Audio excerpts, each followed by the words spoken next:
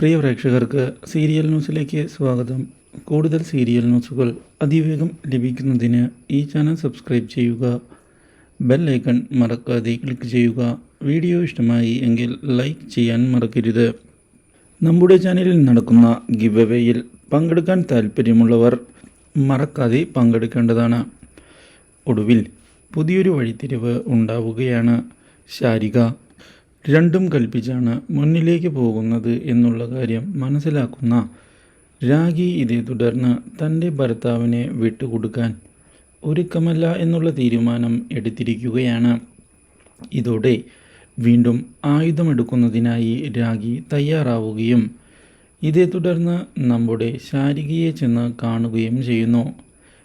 തൻ്റെ രാജീവേട്ടന് എന്തെങ്കിലും സംഭവിക്കുകയാണ് എങ്കിൽ ബാക്കി വയ്ക്കുകയില്ല എന്നുള്ള കാര്യം തോക്ക് ചൂണ്ടിക്കൊണ്ട് വ്യക്തമാക്കുന്ന രാഖി ശാരികയോട് ഇനി തനിക്ക് മുന്നും പിന്നും നോക്കാനില്ല എന്ന് അറിയിക്കുകയും ചെയ്തിരിക്കുകയാണ്. അപ്രതീക്ഷിതമായ ഈ ഭീഷണി കേട്ടതിനെ തുടർന്ന് ആകെ ഞെട്ടിപ്പോയിരിക്കുകയാണ് നമ്മുടെ ശാരിക. ഇനി എന്താണ് ചെയ്യേണ്ടത് എന്നുള്ള ചോദ്യം ശാരികയുടെ മുൻപിൽ ബാക്കിയാവുകയും ചെയ്യുന്നു. പക്ഷേ ഇതേ തുടർന്നാണ് സുപ്രധാനമായ പുതിയൊരു വഴിത്തിരിവ് ഉണ്ടാകുന്നത്. രാജീവന് ആക്രമണത്തിൽ പരിക്കേറ്റ് ഹോസ്പിറ്റലിൽ അഡ്മിറ്റ് ചെയ്തിരിക്കുകയാണ്. Do like, share and subscribe.